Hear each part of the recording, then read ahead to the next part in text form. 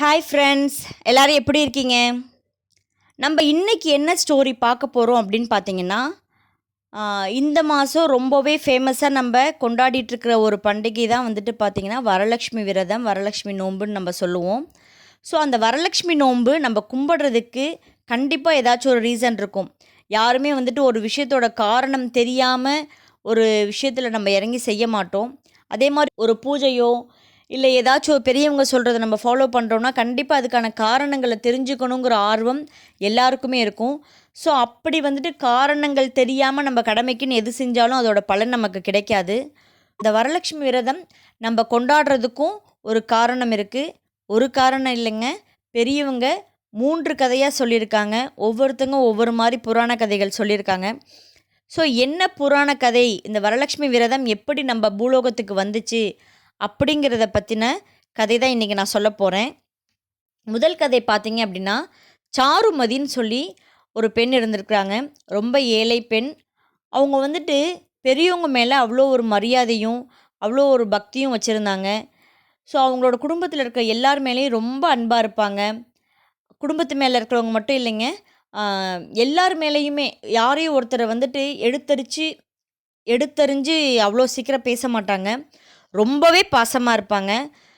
So அவங்களோட குணத்தை பார்த்துட்டு மகாலட்சுமி ரொம்ப பிடிச்சி போய் மகாலட்சுமியே வந்துட்டு அவங்க கனவுல வந்து இந்த மாதிரி வரலட்சுமி விரதத்தை பற்றி சொல்லி, இந்த வரலட்சுமி விரதம் நீங்கள் மேற்கொண்டீங்க அப்படின்னா உங்களுக்கு என்னோட அருள் பரிபூரணமாக உங்களுக்கு கிடைக்கும் அப்படின்னு சொல்லி மகாலட்சுமியே கனவுல வந்து சாருமதிக்கு சொன்ன விரதம் தான் இந்த வரலட்சுமி விரதம்.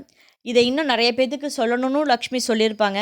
ஸோ அதன் மூலியமாக தான் வந்துட்டு நம்ம பூலோகத்தில் இந்த விரத முறைகள் பின்பற்றப்பட்டது அப்படின்னு ஒரு வரலாறு இருக்குது. அடுத்து இன்னொரு வரலாறு என்னன்னு பார்த்தீங்கன்னா, சித்திரநேமி அப்படின்னு சொல்லிட்டு கைலாயத்தில் வந்துட்டு ஒரு ஜட்ஜ், நம்ம ஊரில் எப்படி நம்ம ஜட்ஜ்லாம் இருக்காங்களோ அந்த மாதிரி கைலாயத்தில் வந்து ஒரு நீதிபதி இருந்திருக்கிறாங்க தேவர்களுக்கு. ஸோ அந்த தேவர்களோட நீதிபதி என்ன பண்ணியிருக்காங்கன்னா, சிவனும் பார்வதியும் சொக்கட்டான் விளையாண்டிருக்காங்க. விளையாடப்போ அவங்க வந்து நீதிபதியாக ஒரு அம்பையர் மாதிரி போயிருந்திருக்காங்க. ஸோ அவங்க வந்துட்டு சிவனோட பக்திங்கிறனால தீர்ப்பை வந்துட்டு சிவன் தான் ஜெயிச்சாருன்னு சொல்லிட்டு மாற்றி, பார்வதி ஜெயிச்சதை மாற்றி சிவன் தான் ஜெயிச்சாங்கன்னு ஒரு பொய்யான தீர்ப்பு சொல்லிடுவாங்க. ஸோ இதில் கோபமுற்ற பார்வதி, நீ ஒரு குஷ்டவியாதி அடைந்த பெண்ணாக மாறி பூலோகத்தில் பிறந்து கஷ்டப்படுவ அப்படின்னு சொல்லி ஒரு சாபம் கொடுத்துட்றாங்க. ஸோ இந்த சாபத்திலேருந்து ஒரு விமோசனம் வேணும்னு சொல்லி அவங்க கேட்டுக்கிட்டப்ப இந்த வரலட்சுமி விரதத்தை பற்றி சொல்லி, பூலோகத்தில் போய் இந்த வரலட்சுமி விரதத்தை நீ மேற்கொண்ட அப்படின்னா உன்னோட வியாதி சரியாகி நீ பழையபடி இங்கே வந்துடுவேன்னு சொல்லி பார்வதி சித்திரமேனிக்கு சொன்ன ஒரு விரதம் தான் இந்த வரலட்சுமி விரதம் அப்படின்னு ஒரு வரலாறு இருக்குது. மூன்றாவது வரலாறு என்னன்னு பார்த்தீங்கன்னா, பத்ரசரசு அப்படின்னு சொல்லி ஒரு மன்னன் இருந்திருக்காரு. அவர் மகாவிஷ்ணுவோட தீவிர பக்தர். ஸோ அவரோட மனைவி சுரச்சந்திரிகா. ஸோ அவங்களுக்கு ஒரு மகள் இருந்திருக்காங்க. அவங்க பேர் வந்துட்டு ஷேமபாலா. ஸோ ஷேமபாலாவுக்கு திருமணம் செய்து கொடுத்துட்டாங்க. ஸோ அவங்க அந்த நாட்டை விட்டு போயிட்டாங்க. ஸோ இந்த வருத்தத்தில் சுரச்சந்திரிகா இருந்திருக்காங்க. தன்னோட மகள் வந்து இந்த வீட்டை விட்டு போயிட்டாளே அப்படிங்கிற ஒரு வருத்தத்தில் இருந்துட்டு இருக்கும் போது அந்த இடத்துக்கு வந்துட்டு மகாலட்சுமி வராங்க. ஒரு வயதான பெண் தோற்றத்தில் மகாலட்சுமி அரண்மனைக்கு வராங்க. வந்து சுரச்சந்திரிகாட்ட இந்த வரலட்சுமி விரதத்தை பற்றி சொல்கிறாங்க. ஆனால் வந்துட்டு அவங்க அந்த சோகத்தில் இருந்தனால யார் வந்தாங்க என்ன சொன்னாங்கங்கிறத காதில் ஒழுங்காக வாங்காமல் அந்த வயதான பெண்ணை தன்னோட செல்வம் நமக்கு அதிகமாக இருக்குங்கிற ஒரு தலைகணத்தில் வந்துட்டு துரத்தி அடிச்சிடுறாங்க.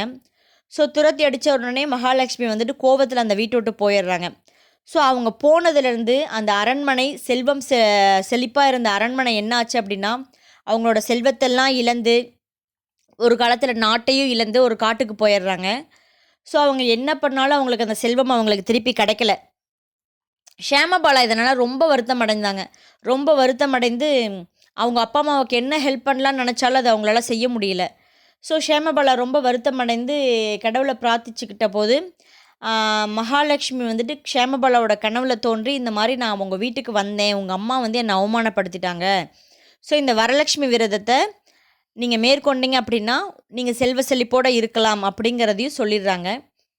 ஸோ ஷேமபாலா அந்த விரதத்தை மேற்கொண்டு ரொம்ப செல்வ செழிப்பாக ஆயிடுறாங்க. அவங்க அம்மாவுக்கும் சொல்கிறாங்க, அம்மா இந்த விரதத்தை இருங்க, மகாலட்சுமி தான் நம்ம வீட்டுக்கு வந்துட்டு போனது, நீங்கள் தான் அவமானப்படுத்திட்டீங்கன்னு அவங்க அம்மாட்டையே சொல்லி அவங்க தவறை உணர்ந்து அந்த விரதத்தை இருக்கிறாங்க. விரதத்தை இருந்து அவங்களும் வந்துட்டு செல்வ செழிப்பாக அவங்களோட பழைய அரண்மனைக்கே போயிட்டு நாட்டெல்லாம் மீட்டு ரொம்ப சந்தோஷமாக வாழ்கிறாங்க. ஸோ இதை பார்த்து இவங்க மற்றவங்களுக்கும் இந்த லக்ஷ்மியோட விரதத்தை வந்துட்டு சொல்கிறாங்க. ஸோ இப்படி தான் வரலட்சுமி விரதம் மக்களிடையே வந்துச்சு அப்படிங்கிற இன்னொரு வரலாறும் இருக்குது. ஸோ இந்த 3 வரலாறையும் பெரியவங்க நமக்காக சொல்லி வச்சுருக்காங்க. ஸோ இந்த வரலட்சுமி விரதம் யாரெல்லாம் இருக்கணும் அப்படின்னு பார்த்தீங்கன்னா எல்லாருமே இருக்கலாங்க. கல்யாணம் ஆகாதவங்க, கல்யாணம் ஆனவங்க, ஆண்கள். ஏன்னா லக்ஷ்மிங்கிறவங்க வந்துட்டு நம்ம வீட்டுக்கு எல்லாருமே வந்துட்டு எதிர்பார்க்குறவங்க. ஸோ இவங்க தான் இருக்கணும், இவங்க தான் இருக்கக்கூடாது அப்படிங்கிற எந்த ஒரு கட்டாயமும் இல்லை.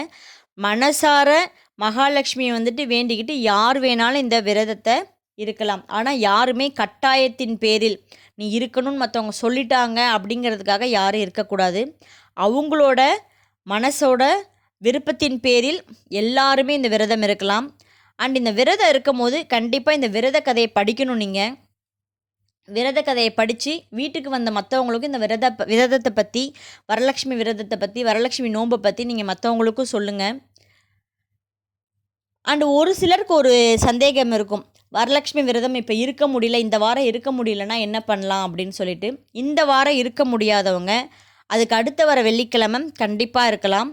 ஸோ அப்பையும் இருக்க முடியல, என்னால் வரலட்சுமி நோன்பு அன்னைக்கும் இருக்க முடியல, அதுக்கு அடுத்த வார வெள்ளிக்கிழமையும் இருக்க முடியல அப்படின்னு சொல்கிறவங்க, நவராத்திரி வருது பார்த்திங்களா, அந்த 9 நாளில் வர வெள்ளிக்கிழமை அன்றைக்கு இந்த வரலட்சுமி விரதத்தை கடைப்பிடித்தாங்க அப்படின்னா இப்போ என்ன பலன் கிடைக்குதோ அதே பலன் தான் அப்பையும் கிடைக்கும். ஸோ இப்போ எடுக்க முடியாதவங்க கண்டிப்பாக நவராத்திரி அன்னைக்கும் எடுக்கலாம். ஸோ மனசார லக்ஷ்மியை வேண்டிக்குங்க, லக்ஷ்மி கலாச்சத்தை உங்கள் வீட்டுக்கு கொண்டு வாங்க. நம்ம அடுத்த ஸ்டோரியில் உங்களை மீட் பண்ணுறேன்.